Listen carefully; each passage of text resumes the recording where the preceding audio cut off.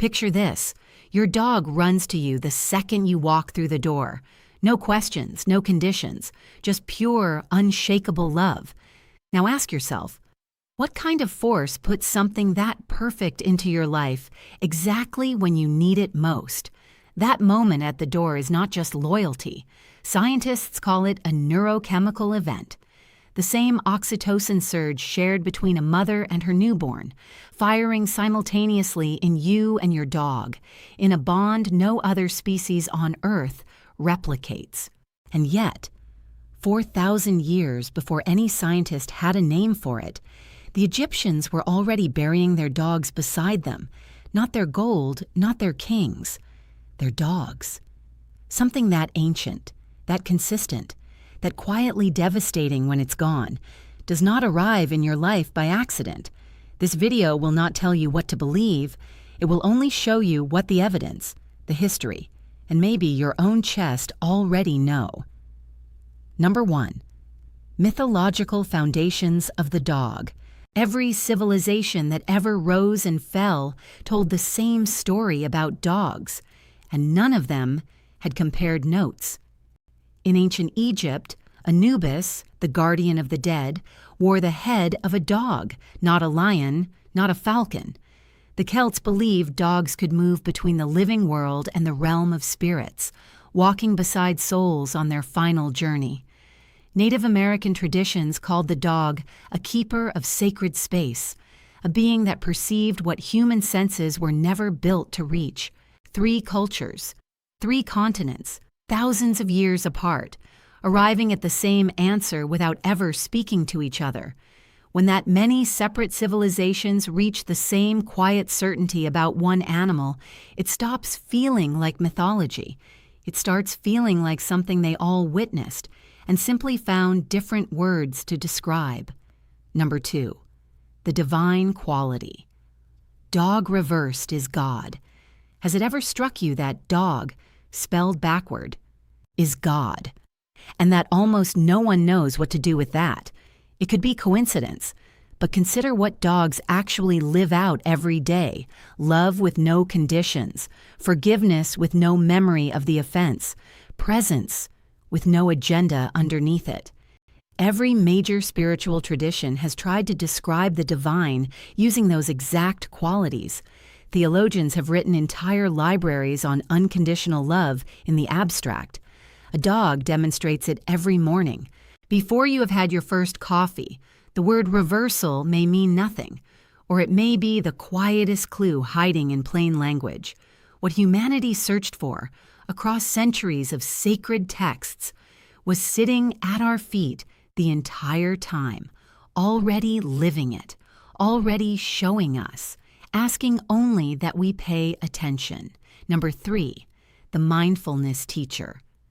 Your dog lives where you forget to. Watch your dog the next time you step outside. No rehearsal for tomorrow, no replaying of yesterday.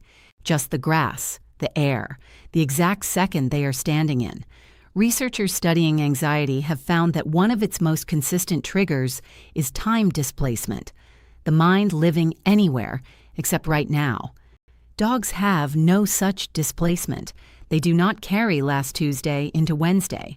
When they are with you, they are entirely with you. People who live with dogs show measurably lower cortisol and slower resting heart rates, not because dogs are calming objects, because they model, without a single word, what it looks like to be fully at peace, right now. Just this, nothing else. Some lessons take decades to learn. This one arrives on 4 legs, asking nothing in return except that you show up the same way they do. Number 4, the arrangement of fate. A soul contract you did not know you signed. What if the dog that found you did not find you by accident?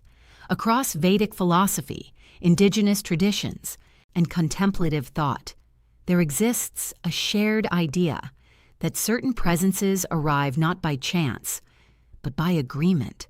Consider the timing of your own story.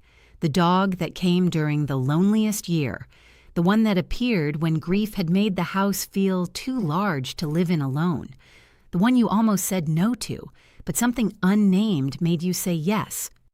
Grief counselors have noted this pattern consistently enough that some now ask clients directly, has an animal ever arrived at a turning point in your life? The answers are rarely coincidences. They are stories of quiet precision, the right presence, at the right hour, when a human heart had run out of places to turn. Number 5, the loyalty that outlasted everything, Hachiko. There is a story that should be impossible, and every detail of it is documented and true. In 1925, a dog named Hachiko walked his owner to Shibuya Station each morning and returned every afternoon to meet him coming home. One day, his owner did not come back. Hachiko returned to the platform anyway.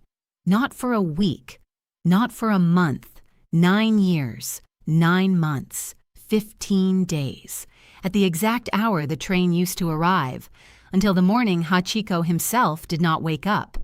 A bronze statue now stands at that station, not to memorialize a dog, but because no one who witnessed that vigil could find a word in any human language large enough to hold what they had seen. Loyalty is too small. Faith is closer, and faith that pure, held that long, is not something you train into an animal. It is something they carry, or they do not. Number 6, what they leave behind. The dog you became. If you have ever lost a dog, you already know the grief does not fit the world's standard of measurement. People say, it was just a dog, and you stand there holding something. That feels larger than losses the world considers more legitimate. You are not wrong about the size of it. What you are grieving is not only the animal. You are grieving the version of yourself that only existed in their presence. Softer, more patient, more willing to sit quietly and call it enough. People who have loved and lost a dog report a lasting shift. More empathy, less armor, a deeper willingness to let things matter. Your dog did not simply live inside your life. They lived inside the way you moved through it. And what remains has no name, only a shape, the exact shape of who you became because they were there. None of this was random, not the timing, not the moment they looked at you and something shifted. Science had a name for it. History had a record of it. Spirituality had been pointing at it for thousands of years, and yet your dog never needed any of those frameworks. They simply showed up and chose you every single morning, without hesitation, without condition, without ever asking if you deserved it. This video was never really about mythology or science or spiritual theory. It was about that, just the door, just them running to you, through presence, through love that needs no explanation.